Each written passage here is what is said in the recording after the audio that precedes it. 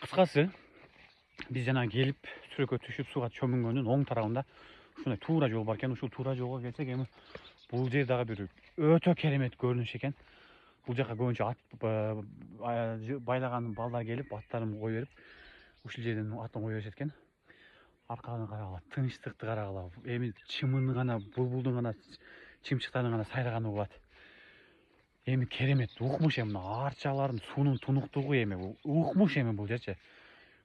Жомок эми бул жер бейиш деп эле айтса деле болчу да эми. Эми укмуш керемет. Аябай сонун тынчтыкты айтпагыла.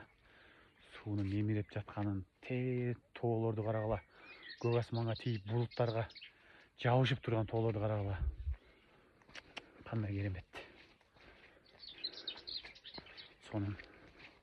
Алхамдулилла, биринчи күнү эле келип ушундай жолду болуп, бул жака киргенге мүмкүнчүлүк болду. Мисалы мен ойлогом, саат 4төн кийин киргизбейт депчи. Мен 4кө чейин келип, оказывается 4төн кийин кирип алгандан кийин, кечке келгенге чейин караңгы келгенге чейин чыгып кетишим керек экен да. Азыр биздин дагы бир 3-4 саатыбыз, 3 саатыбыз бар да кеминде. Ага чейин ушул көлдүн айрана тегерегин дагы ушинтип кооздуктарын көрүп суктанып турсак, эртең буюрса панорамага чыгабыз ал жака. Буюрса саар менен келип ошо